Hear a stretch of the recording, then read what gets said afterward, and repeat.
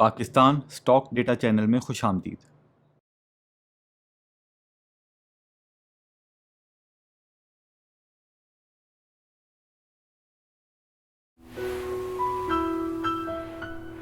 ये क्या, सिर्फ सोने की अंगूठी?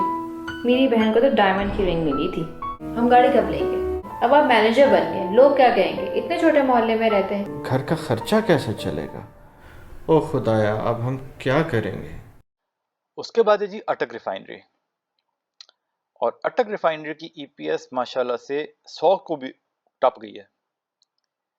पिछले साल फर्स्ट क्वार्टर में तकरीबन 70 थी और यहाँ पे अब वो 107 रुपये हो गई है। अपनी शीट से इसका देखते हैं रिजल्ट। अच्छा जी, तो ये देखें जी, सेल्स हैं, सेल्स ज़्यादा हो गई हैं। ठीक है, इसमें जो है जाहिर बात है कोई करेंसी का भी इम्पैक्ट हो सकता है। ग्रॉस प्रॉफिट ज़्यादा हो गया है, नेट प्रॉफिट भी ज़्यादा हुआ है। और Q4 में इनकी ईपीएस नीचे हो गई थी, 50 तक चली गई थी, लेकिन अब देखें उस हिसाब से Q1 में बहुत बड़ा जंप है। तो यही वो रिजल्ट है जिसको देख के हमें तो लग रहा था कि शायद कहीं ये ओपन ही अपर लॉक पे ना हो, लेकिन वही बात है कि उसको शुरू में लोगों को जो है ना महसूस नहीं होने दिया कितना अच्छा रिजल्ट है और उसको नीचे ले गए।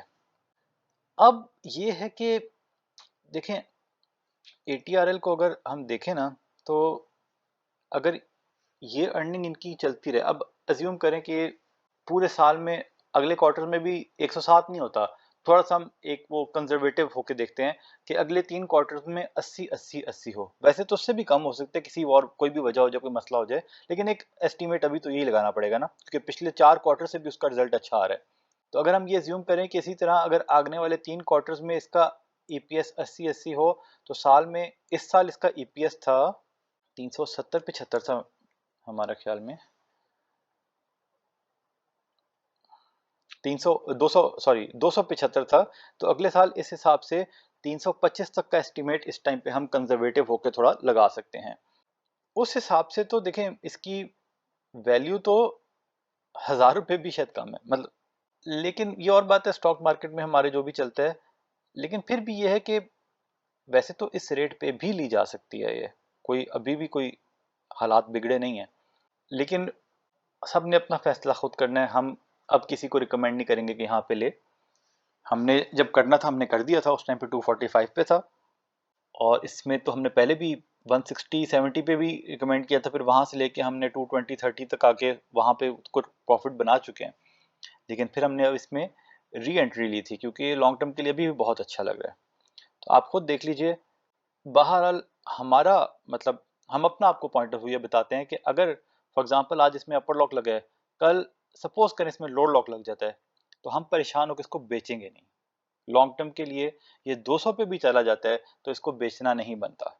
5 साल में देखें तो इसका ना 5 साल में ये हाई जो लगा हुआ है, ये तकरीबन, अब हम थोड़ा सा ना वो टेक्निकल एनालिस्ट के जो इस तरह जो बातें करेंगे ना, वो आपको थोड़ा सा बता देते हैं। तो 5 साल में 270 का हाई लगा हुआ है और आज इसने उससे ऊपर अपनी क्लोजिंग दे दी है, तो उनके मुताबिक ये ब्रेकआउट हो गया है। ठीक है, अच्छा 5 साल का यहाँ पे देखते हैं, SCS ट्रेड की साइड से खोलते हैं। ठीक है, ये है जी यहाँ पे, नहीं अच्छा, यहाँ फ़र्क आ रहा है इसके मुताबिक। अच्छा, इसके मुताबिक 288 है इसका 5 साल का हाई। ठीक है, इसका मतलब ये है टेक्निकल एनालिस्ट की लैंग्वेज में, कल अगर ये शेयर 288 से ऊपर क्लोजिंग दे दे तो इसका मतलब है इसमें ब्रेकआउट हो गया। ठीक है, और हम तो ये पहले भी बता चुके हैं कि भाई वो लोगों ने कई दफ़ा इसको 240 पे भी कहा था कि अब ना खरीदें, और जब अब ये 280 से ऊपर जाएगा फिर खरीदें। हमने कुछ लोगों से ऐसा कहते सुना कि जब ब्रेकआउट होगा तो फिर इसमें एंट्री लें। हमारा तो एंट्री लेने का पर्पज़ ही कुछ और है। हम तो यही सोच रहे हैं कि अब क्योंकि इसकी डिविडेंड की रिस्ट्रिक्शन ख़त्म हो गई है, तो अब ये डिविडेंड दे सकता है ये, और ये तो दिसंबर के रिजल्ट के बाद ही पता लगेगा कि कितना देता है, थोड़ा ज़्यादा देगा या थोड़ा ही देगा, लेकिन रिस्ट्रिक्शन कोई नहीं है। और इतनी अर्निंग के बाद तो असूली तौर पे तो इसको पीओएल से भी ज़्यादा देना चाहिए, लेकिन इतना देंगे नहीं। ये भी हो सकता है कि एपीएल से भी कम दें, लेकिन फिर भी क्योंकि रिस्ट्रिक्शन ख़त्म हो गई है, अभी नहीं देंगे तो हो सकता है 1-2 साल बाद जाके देना शुरू कर दें, ज़्यादा आगे कुछ ना कुछ करें। तो अगर इस तरह अर्निंग इनकी चलती रहे फिर तो मतलब इसमें लॉन्ग टर्म में there is no second question. इस टेक्निकल आज थोड़ा सा वैसे हमें पसंद तो नहीं है, फिर भी चलें थोड़ा सा कर लेते होते हैं। टेक्निकल एनालिसिस के मुताबिक, ठीक है, इसकी जो ट्रेंड लाइन बनेगी ये तो बहुत ही कम है ट्रेंड लाइन, अब वहाँ पे नहीं जाएगा, छोटी बनाते हैं थोड़ी। अच्छा हाँ, यहाँ इस वक्त इसको फॉलो कर रही है, ये है जी ट्रेंड लाइन इसकी, तकरीबन ये है इसकी ट्रेंड लाइन, ठीक है। तो वो कहेंगे कि जी यहाँ से अब ये 245 इसका स्टॉप लॉस कह देंगे, कुछ लोग कहेंगे कि आज जहाँ पे ये 262 से नीचे नहीं गया तो 262 इसका स्टॉप लॉस है और फिर इसमें ट्रेड करें ये वो, लेकिन हम तो इसमें स्टॉप लॉस के बगैर ही ट्रेड करेंगे, जहाँ मर्जी चला जाए, इन्वेस्ट करेंगे बल्कि, सॉरी, और इन चीज़ों में हम बिलीव नहीं करते। लेकिन ये है कि बहरहाल ये भी हो सकता है कि कल ब्रेकआउट दे, कल ऊपर ही रहे, और जब बहुत से लोग ब्रेकआउट के बाद एंटर हो तो फिर उसके अगले दिन ये इसको मार दें तो टेक्निकल एनालिसिस के चक्कर में लोग जो है ना ज़्यादा गंवाते हैं। उससे पहले अगर 10 साल का देखें तो इस शेयर का नवाज शरीफ को जब मुझे क्यों निकाला हुआ था, उस टाइम पे स्टॉक मार्केट ने हाई अपना पीक लगाया था ना, तो उस टाइम पे ये 410-11 रुपए पे था, और उस टाइम पे इसकी अर्निंग भी ऐसी नहीं थी जैसी अब है। This a lot of potential in this share in long term. तो अगर आपके पास लॉन्ग टर्म रखने का अगर वो है जिगरा, तो इसमें ज़्यादा टेंशन नहीं लेनी, लॉन्ग टर्म के लिए लेके रख लें। डिविडेंड की कोई प्रेडिक्शन नहीं है, लेकिन ये भी हो सकता है कि डिविडेंड आने तक, यानी कि जनवरी तक, ये ज़्यादा ऊपर निकल जाए, और फिर उसके बाद डिविडेंड कम आए तो ज़्यादा ऊपर निकल जाएगा, तो फिर उस वक्त बेचा जा सकता है। इसकी बुक वैल्यू 1000 रुपये है, ठीक है, बहुत इंपॉर्टेंट बात है लॉन्ग टर्म के लिए। अच्छा जी, अब ये एक चीज़ देखते हैं, असल में ना ये वो टाइम पीरियड था पिछले साल का जो पहला क्वार्टर था, अभी ये 2024 का पहला क्वार्टर है ना, जो 23 का पहला क्वार्टर था, वहाँ पे इसकी ईपीएस आई थी तकरीबन 70 रुपये, और इतनी आउटस्टैंडिंग ईपीएस आई थी। आमतौर पे ये होता है ना कि जब बंदे कंपनी की ईपीएस आए 70 रुपये, लोग यही सोचते हैं कि यार, अज्यूम करते हैं कि यार अगर ये 4 क्वार्टर पे रही तो ये इसका मतलब है 280 रुपये हो जाएगी, 280 ना हुई तो थोड़ा सा कम कर लें 250 हो जाएगी।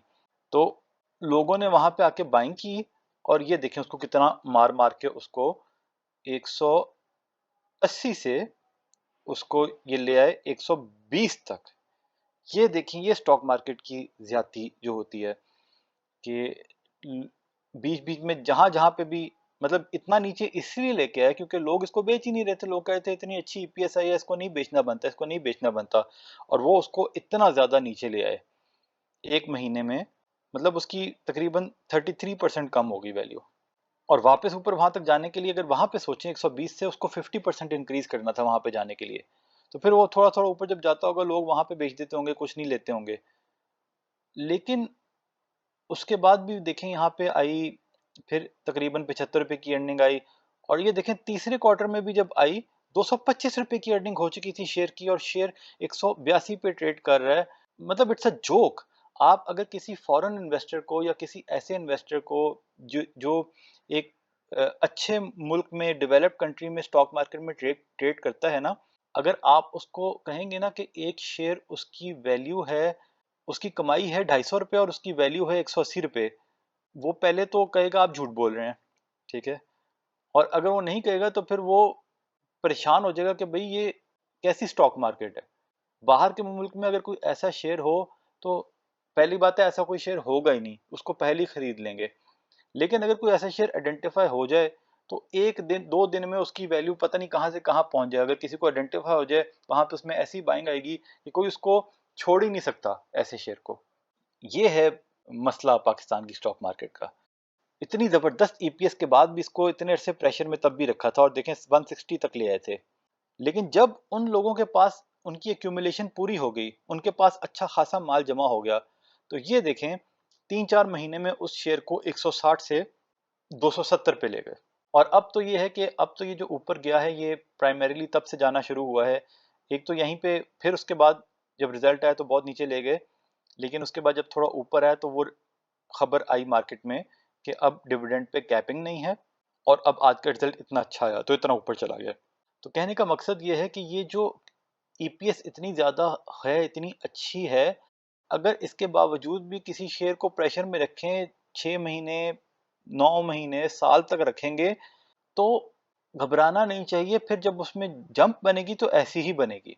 और ये बात जंप की नहीं है, लेकिन ये शेयर डिजर्व करता है कि ये यहाँ से कहीं ज़्यादा ऊपर भी ट्रेड करे। तो किसी ना किसी टाइम पे ऐसे शेयर को लाजमी ऊपर फिर लेके ही जाया जाता है। लेकिन जिन शेयर की अर्निंग नहीं होती, उनको जब अगर इस तरह ऊपर लेके जाया जाए तो फिर उसकी तरफ देखना ही नहीं चाहिए। तो अब इसमें बात अगेन वही है कि हमने तो इसमें अब अपनी इन्वेस्टमेंट करके रख ली है, और हम बीच बीच में थोड़ा थोड़ा, जब हम थोड़े थोड़े की बात करते हैं, वो 1% भी हो सकता है। हर 5 रुपये ऊपर जो हम 100 हो सकता है 100 शेयर बेचते हैं, या 50 शेयर बेचते हैं, या 10 शेयर बेचते हैं, वो ऐसे ही चलता रहता है कि ताकि उसमें थोड़ा बहुत आपका कई दफ़ा इजाफा भी हो जाता है, कई दफ़ा इस चक्कर में नुकसान भी होता है। जैसे हमने फॉर एग्जांपल एलपीएल हमने पिछले साल 15 की एवरेज पे ख़रीदा था और हमने 22 पे उसको निकाल दिया था, और वो देखें 32 तक चला गया। तो हमें किसी को नहीं पता था कि कौन से शेयर को ये कहाँ तक लेके जाएंगे। तो उसमें से हमें देखा जाए तो हमने बहुत ज़्यादा प्रॉफिट लूज़ किया, लेकिन बहरहाल जितना भी हमें गेन हुआ अल्लाह का शुक्र हमने अदा किया। तो ये है कि it's a no brainer to invest in this stock for long term. बाकी आपकी मर्जी है। ये सारा डेटा हमने पीएसएक्स की साइट से लिया, आप खुद वैलिडेट करें, फिर अपना फैसला करें। हम कोई बाय सेल कॉल नहीं देते, सिर्फ फंडामेंटल एनालिसिस करते हैं। फैसला सब ने खुद करना है, क्योंकि मुनाफे में मौज अपनी अपनी और नुकसान में दौड़ अपनी अपनी। तज्जिया पसंद आया तो शेयर, लाइक, सब्सक्राइब करें, बेल आइकॉन पे क्लिक करें, और पसंद नहीं आया तो डिसलाइक कर सकते हैं, लेकिन बेहतर यही है गैर ज़रूरी और मनफी कमेंट से गुरेज किया जाए। खुश रहें और अपने अमल पे तवज्जो दें। अल्लाह के हवाले।